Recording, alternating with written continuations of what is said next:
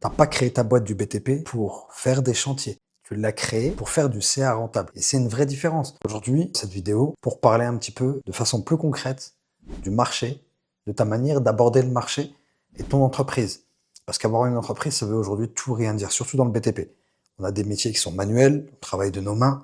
Et donc, du coup, le problème, c'est qu'on a remplacé le métier d'ouvrier, le job qu'on avait en tant que salarié, par un job de salarié déguisé. Il y a une vraie différence entre avoir une entreprise et gérer une entreprise.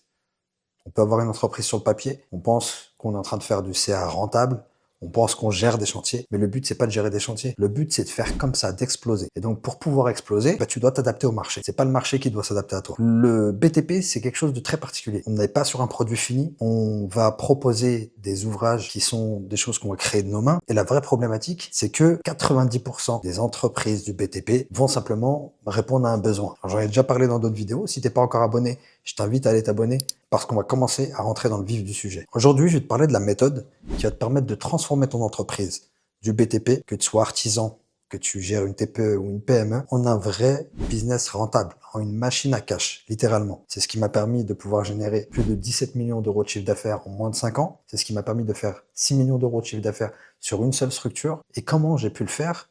Eh ben, c'est que ça fait 18 ans que je suis dans le BTP.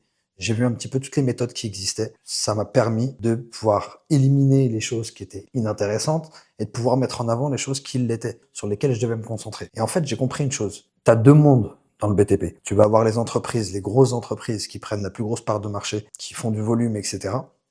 Et tu vas avoir les petites sociétés. Ça peut être une entreprise d'une trentaine de collaborateurs, de 10 salariés, ou un artisan avec 2-3 salariés. La grosse différence qu'il y a entre ces deux structures, c'est que tu en as une qui est structurée et tu en as une autre qui gère au feeling. Donc ce qu'on va voir aujourd'hui, c'est la méthode qui va te permettre de pouvoir avancer pas à pas en 90 jours. Tu vas pouvoir mettre ça en place, 3 mois, et donc de pouvoir remodeler. Tout ce que tu connais jusqu'à présent, je vais venir le casser aujourd'hui. Mais c'est volontaire, effectivement, avec les tests que j'ai pu mettre en place, ce qui a fonctionné, ce qui n'a pas fonctionné, je me suis ramassé à certains moments parce que j'ai fait des erreurs de calcul et de stratégie. Et ce qui différencie un bon entrepreneur d'un mauvais entrepreneur, c'est celui qui va se remettre en question, qui va accepter de faire un pas en arrière pour mieux sauter et qui va changer sa stratégie constamment jusqu'à trouver la bonne recette. Donc ce qui va se passer, c'est qu'on va parler du marché qui est très important parce qu'au final c'est là où tu évolues, c'est là où ton argent se trouve, où l'argent, ton futur chiffre d'affaires de ton entreprise se trouve. On va parler de positionnement, donc je vais t'expliquer c'est quoi le positionnement. On va parler de ton offre, ce qui est hyper important. On l'entend un petit peu à toutes les sauces, etc. sur le digital, sur les business en ligne, etc. Là, on parle de business physique, donc c'est un petit peu différent. On va parler de vente et d'exécution, et donc forcément de finance. Déjà, t'es pas forcément sur le bon marché. Alors, qu'est-ce que j'entends par marché? Le marché, c'est de savoir si tu fais du neuf, tu fais de l'ancien, de la rénovation, et à qui tu t'adresses, à du particulier ou du professionnel. Grosso modo, ça va être ça, les grands types de marchés. Le marché aujourd'hui qui est rentable, pour les avoir tous testés, je pense que vous serez d'accord avec moi, c'est le marché de la rénovation. Le marché de la rénovation, pourquoi? Parce que le marché de la rénovation, c'est là où il y a de fortes marges, et j'aurais tendance à dire beaucoup plus facilement le particulier que le professionnel. Moi, j'ai travaillé avec les deux, mais j'ai toujours gardé une grande partie de particulier, parce qu'un particulier qui te plante, c'est pas très grave, tu vas pas couler la boîte. Parce qu'un particulier n'est pas un sachant. Un particulier, tu vas pouvoir lui vendre un doublage de placo à 100 euros du mètre carré, tandis qu'un maître d'œuvre, un architecte, une entreprise qui va faire appel à toi pour la sous-traitance, va prendre la moitié. C'est-à-dire que tu vas pouvoir facturer peut-être 50 euros du mètre carré. Donc, je prends l'exemple du doublage, ça fonctionne pour tous les corps d'État. Le marché, c'est fondamental. Donc déjà, pose-toi la question. Et je te demande de faire ce test-là. Sur quel marché aujourd'hui tu es? Est-ce que tu as des marchés qui sont fractionnés ou est-ce que tu es sur un marché récurrent que tu maîtrises, que tu connais bien? Et donc, est-ce que tu fais du neuf, de la rénovation?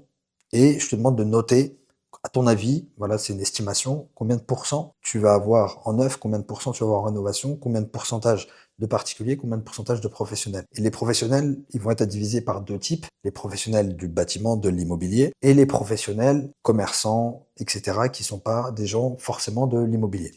Mais là, vraiment, c'est ce qui va te permettre de savoir si tu es dans le bon ou pas. Donc si tu as ton marché qui est à 70% sur de la rénovation, tu es dans le bon. Si tu as au moins 50%, tu es dans le bon marché. Et si tu te retrouves avec du professionnel spécialisé de l'immobilier à plus de 50%, c'est dangereux. Si tu te retrouves avec des professionnels non assujettis à l'immobilier ou au bâtiment, jusqu'à 50%, tu es dans le bon. Il n'y a pas de chiffre idéal. J'aurais tendance à dire que c'est toujours mieux d'avoir plus de particuliers que de professionnels. Après, le particulier, il a ses inconvénients, je sais, évidemment. Beaucoup plus d'émotionnel. Ils vont souvent mettre des sommes d'argent qui représentent parfois des économies d'une vie. Tu vas intervenir dans l'environnement quotidien du particulier. Et parfois, voilà, c'est pas ce qu'il y a de plus simple. Mais c'est pour ça que ça paye bien. Si je prends n'importe quel métier, le travail en hauteur, le travail sur les rails de TGV sont bien mieux payés que d'être à l'usine.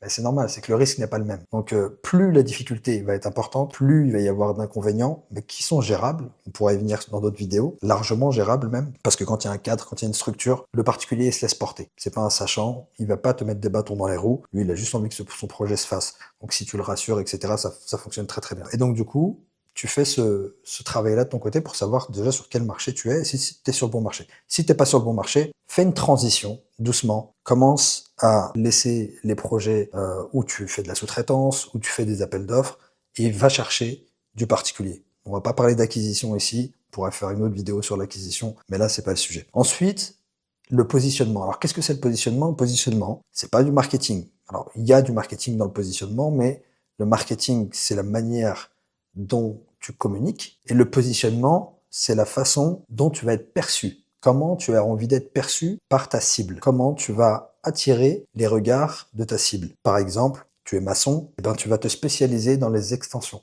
Tu es plombier, tu vas te spécialiser en salle de bain. On va en parler tout de suite. Donc, l'offre. L'offre, en fait, il faut qu'elle soit clé en main. Clairement, j'ai fait le tour. Le sujet, ce que j'aime bien les appeler la génération Amazon.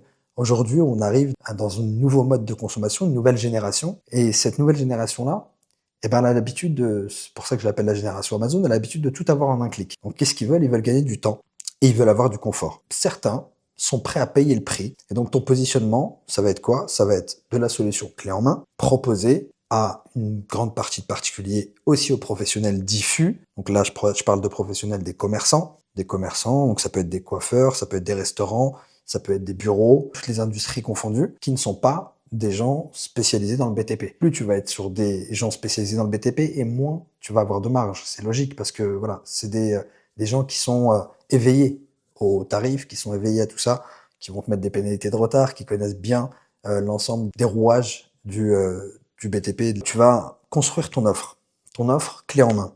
Et là, faut pas me dire, non, mais Youssef, il n'y a pas d'offre clé en main, on peut pas faire des offres clés en main, moi je suis électricien, moi je suis couvreur. Si, tu peux faire des offres clés en main dans toute chose. Et même si tu es tout seul dans ta boîte, que vous soyez 10, 20, 50, ou que tu sois juste un artisan tout seul, tu peux faire du clé en main. De quelle manière? Elle est très simple. C'est en t'entourant. En fait, on est trop individualiste. Dans le BTP, malheureusement, chacun tire la couette de son côté. Alors on s'entraide parfois sur des chantiers, on peut se prêter un outil, on peut se donner un contact. L'électricien fait passer de la gaine du plaquiste, il trouve ça exceptionnel. Il n'y a rien d'exceptionnel là-dedans. Et au contraire, on s'aide pas assez. 8 entreprises sur 10 sont des entreprises qui ne gèrent pas le commerce. Et donc, qu'est-ce que ça veut dire? C'est-à-dire que c'est des entreprises qui sont disponibles. Alors, ils paraissent occupés, hein, les plannings chantiers sont pleins, etc. Sauf qu'en fait, ils travaillent sur des chantiers qui sont pas rentables. Donc au final, ils travaillent pour payer les charges. Et c'est certainement ce que tu fais également. Et le problème, c'est que ça rapporte pas d'argent. Moi, j'avais une marge moyenne de 40%. Aujourd'hui, quand tu regardes la marge moyenne en France, c'est 25%.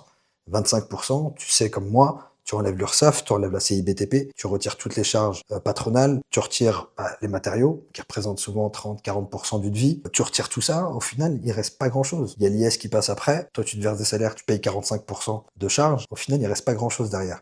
Donc si tu veux avoir dans le BTP une entreprise rentable, tu es obligé de voir ton marché et ton positionnement et d'offrir du clé en main. Et comment tu vas le faire? Tu vas t'entourer d'artisans que tu connais ou pas, mais que tu vas aller solliciter, qui vont avoir ce que j'appelle des corps d'état connexes avec ton métier. Donc tes couvreurs, il faut absolument que tu puisses proposer dans ton catalogue du photovoltaïque.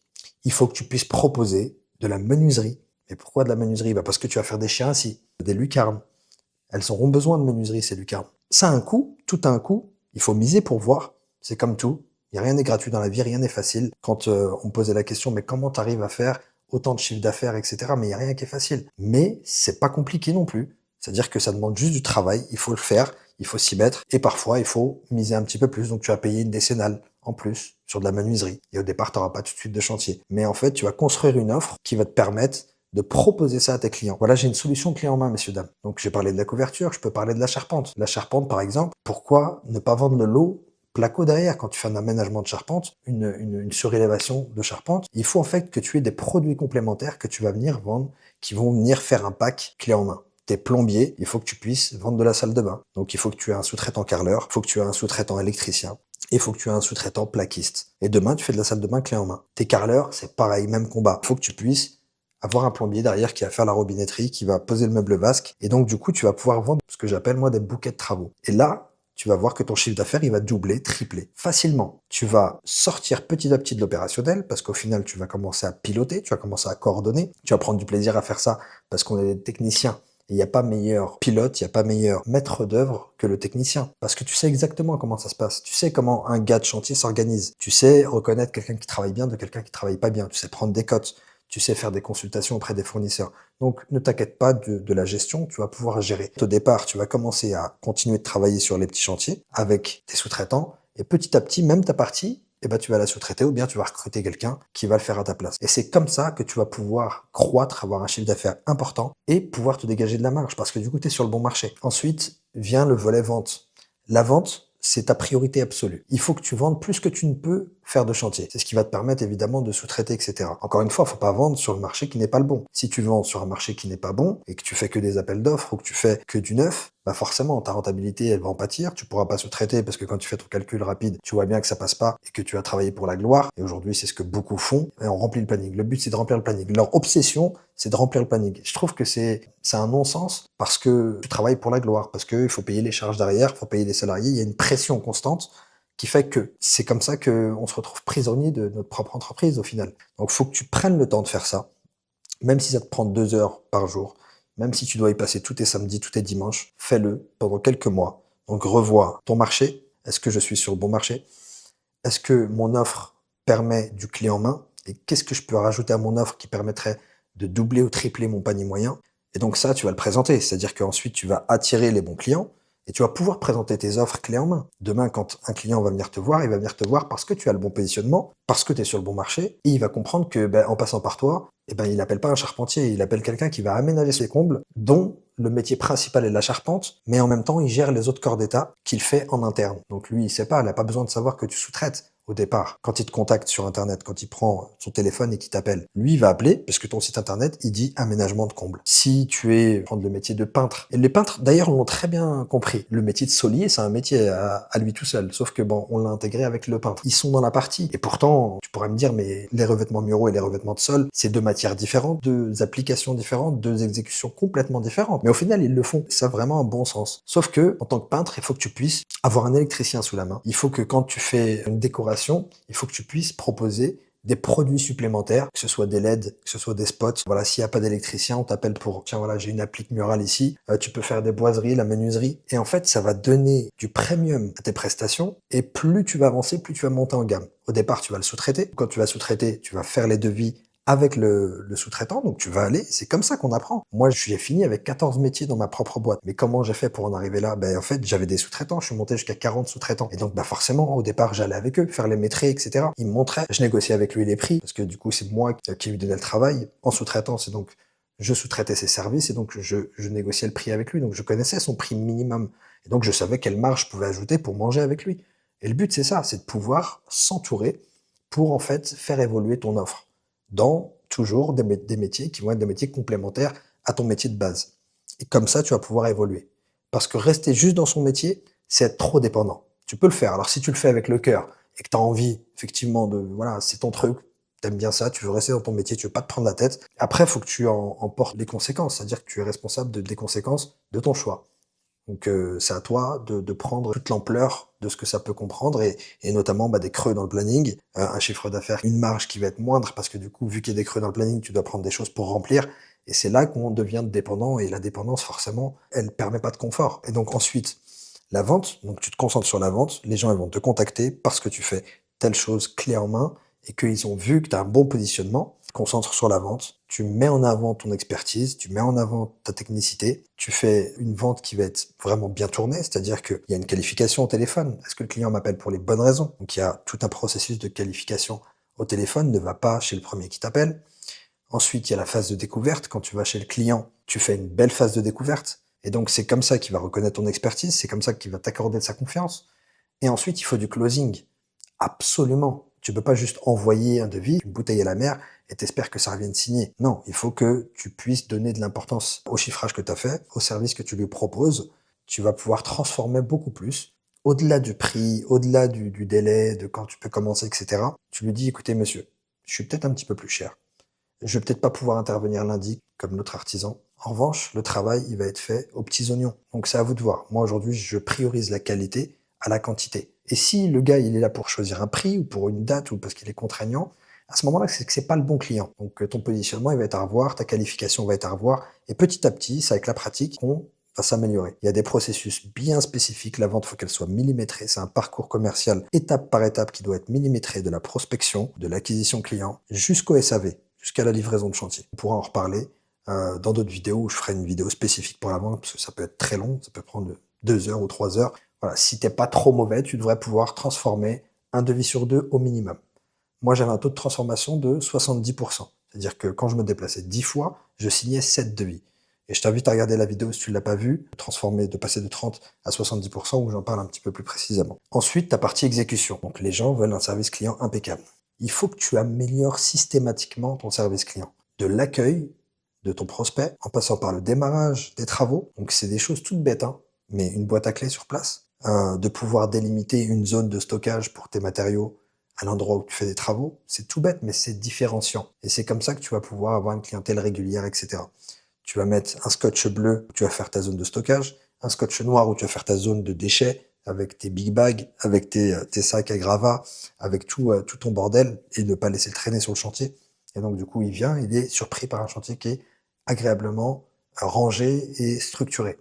Tu vas pouvoir te différencier avec des prestations externes, notamment de la conception. Tu peux lui facturer 150 ou 250 euros pour un petit plan. Et ce plan-là, c'est une architecte intérieure, c'est un prestataire externe qui va le faire. Tu gagnes rien. Le but, c'est pas de gagner, c'est d'améliorer la relation client. Et c'est comme ça qu'en fait, les gens vont être satisfaits de ton service, vont te recommander. Et petit à petit, tu vas avoir une vraie image de marque, basée sur le bon marché, avec une vraie offre où il y a de la marge, où tu gagnes de l'argent réellement. Moi, je préfère un client qui me dit non à mon prix qu'un client où je vais avoir une marge dérisoire. Si je te laisse le choix, qu'est-ce que tu choisis? Tu choisis un client qui dit oui à ton prix qui est élevé avec une marge de 40%, ou bien tu veux que le client accepte avec une marge de 25 ou 20% ou parfois même moins. Le calcul, il est vite fait. Parfois, tu sais que il est plus intéressant de rester à la maison que de sortir avec le camion, hein. Quand tu fais les calculs, le coût du trajet, le carburant, les matériaux, les gars à payer, au final, tu gagnes rien sur le chantier. Quel intérêt? À ce moment-là, reste avec tes enfants. Ce qu'il faut faire, c'est d'être sur le bon marché, avoir un bon positionnement, revoir tout ton marketing, refaire vraiment toute ta société d'un point de vue visuel. Ce qui est important, c'est que tu paraisses, que là, on parle de paraître. Tu paraisses comme une boîte premium. Faut pas qu'on fasse de distinction. Quand je regarde ton site internet, faut pas que je sache que tu es un artisan. Faut que je vois que c'est une grosse boîte. C'est pas difficile, simplement d'avoir un beau logo, d'avoir un beau site internet, de mettre un petit peu d'argent, ça va te coûter 1000 euros, 2000 euros, 3000 euros, peu importe. C'est quelque chose qui va te rapporter des dizaines, des centaines de milliers d'euros ou des millions à l'année. Et petit à petit, tu réinvestis cet argent-là dans ton business, tu recrutes. Alors fais attention, ne fais pas l'erreur que j'ai faite. Moi, j'ai recruté en masse. Je recrutais 15 à 20 collaborateurs par an, tout internalisé. Ça, c'est une erreur. On pourra y revenir et je pense que j'en parle dans d'autres vidéos. C'est pas la solution, surtout actuellement avec la conjoncture actuelle. On sait pas sur quel pied danser, donc vaut mieux avoir un minimum de charges, sous-traiter une partie, avoir en interne de la conduite de travaux, avoir en interne des chefs d'équipe qui vont chapeauter un petit peu quand le volume de chantier augmente, mais ne pas recruter toute la main-d'œuvre en interne. Et il faut savoir manager aussi les sous-traitants. Les sous-traitants, tu prends pas le premier qui passe, tu prends celui qui évidemment est bien placé au niveau prix, celui qui fait de la qualité. Même si au départ, tu vas baisser un petit peu tes prix pour le payer avec une marge qui pour lui va être correcte aussi. Et petit à petit, en fait, avec l'habitude, il va voir que tu lui donnes des chantiers constamment. Et nous, on a ce problème-là. Alors, pour le coup, ce problème, on le transforme en solution parce que quand il y a de la régularité, quand tu remplis tout le temps le planning, c'est ce qui se passe avec, pour vous, j'imagine, dans le neuf, dans les appels d'offres, etc. C'est que, bah, du coup, tu te dis, allez, c'est du confort. j'ai du business qui arrive sans faire de commerce. Et en fait, le truc, c'est que faire du commerce, c'est ce qui te permet de rentrer le cash et donc d'avoir des marges beaucoup plus importantes. Et donc, ce sous-traitant-là, bah, tu pourras petit à petit aller chercher de plus en plus de marge sur tes chantiers d'une part et aussi sur lui parce qu'il y aura la régularité, donc tu pourras justifier, écoute, je t'ai donné du boulot toute l'année dernière, cette année on va faire en sorte de baisser un petit peu les prix parce que regarde, je te donne un volume qui est important. Et voilà, comme tout, hein, comme les fournisseurs, etc., plus tu fais de volume et plus tu peux négocier. Ton service client, il faut vraiment qu'il soit irréprochable. Tu tiens au courant ton client. Les gars t'envoient des photos de chantier tous les jours, un rapport. Tous les jours, il te faut des photos de chantier pour savoir l'avancement. Toi, tu l'envoies à ton client sans qu'il te demande. Tu vas avoir un suivi de chantier. Donc, tu te digitalises. Et on reparlera de digitalisation parce que j'ai une solution pour vous qui est juste la solution rêvée que j'aurais rêvé avoir il y a quelques années, qui va te permettre de suivre ton chantier, de pouvoir échanger avec les gars, de pouvoir avoir des notifications sans passer tes journées au téléphone. Et ça, c'est une vraie plus-value. Tu livres un chantier dans les temps. Donc, il te faut un planning qui soit bien exécuté avec des jalons, donc des étapes qui vont te permettre de faire des points de contrôle. Donc, tu vas passer à la réception d'un lot, à la mise en eau, d'une installation. Et tout ça avant la réception de chantier, bah, tout simplement pour pouvoir faire des points d'étape. Et un client que tu appelles 2 semaines ou 3 semaines avant en lui disant, écoutez, voilà, il y a un petit souci sur le chantier, on est en train de gérer une problématique, mais c'est toujours pris avec le sourire. Alors que si tu attends la fin du chantier en espérant que ça passe, là, clairement, tu vas faire un client déçu, même si l'exécution, elle était impeccable. Donc, au final, c'est des petits détails comme ça qui font que ça te différencie et ça te fait passer un level. Tu deviens une entreprise structurée, tu deviens une entreprise qui recherche de la qualité, au-delà uniquement de l'exécution, mais aussi dans la communication, aussi dans la partie commerciale. Il y a aussi la partie administrative, mais tout ça, faut digitaliser son entreprise, faut être équipé. Voilà, comme un bon outil. D'ailleurs, on n'a jamais froid aux yeux pour mettre 5, 10, 15, 20 000 euros dans des outils, dans des échafaudages, dans des échelles, dans plein de choses. Et quand on nous demande de payer quelques euros par mois, on est frileux pour un logiciel qui permet de centraliser un maximum de choses, etc. Et j'ai une solution pour ça, pour ceux qui sont intéressés. Ils n'hésitent pas à venir vers moi, je pourrais leur en dire. Et donc ensuite, la partie financière qu'il faudra bien gérer. Tu maîtrises ta rentabilité chantier par chantier. Tu maîtrises ta rentabilité corps d'état par corps d'état. Tu maîtrises tes achats. Et donc, encore une fois, les outils digitaux vont pouvoir aider à tout ça avec un suivi qui va être chantier par chantier, devis par devis, ligne par ligne. Et donc, ensuite, de comparer le prévisionnel, donc ton prévisionnel avec la réalité de terrain. Donc, du coup, tes dépenses, tes LCR fournisseurs. C'est le lot de ceux qui veulent réussir. Te dire aujourd'hui, tu peux avoir une boîte qui fait des millions dans le BTP avec une marge à 40% ou plus ou moins. Bon, enfin bref, tu m'as compris. Facilement, ce serait te mentir. Donc, il y a du travail. C'est largement faisable. Si je l'ai fait, honnêtement, j'ai rien de plus qu'un autre. J'ai arrêté l'école à 15 ans. Voilà, j'ai pas de parcours exceptionnel. Au contraire, je suis plombier de métier. Et au final, je me suis retrouvé à la tête d'un groupe avec 17 millions d'euros de chiffre d'affaires, centaines de collaborateurs recrutés, en travaillant de cette manière-là, en me donnant une certaine exigence. J'ai fait plein d'erreurs et donc c'est pour ça aussi que je partage tout ça. C'est tout bénef pour toi, je te le partage gratuitement. Donc j'espère que cette vidéo t'a plu. Merci d'être resté jusqu'à présent. Et n'hésite pas à liker la vidéo, la partager à des confrères. Et surtout, n'hésite pas à commenter, à me mettre en commentaire les prochaines vidéos que tu aimerais voir, les sujets dont tu veux qu'on parle. On va parler de commerce. Honnêtement, c'est 80% d'une boîte au départ. Et ensuite, bon, bah, ça serait parti sur le recrutement, sur le management, sur l'organisation interne. C'est vrai que le commerce est une grosse partie, donc je pense que je vais faire pas mal de vidéos là-dessus. N'hésite pas à me dire sur quoi tu as envie qu'on se concentre et on va avancer ensemble. Je te dis à bientôt.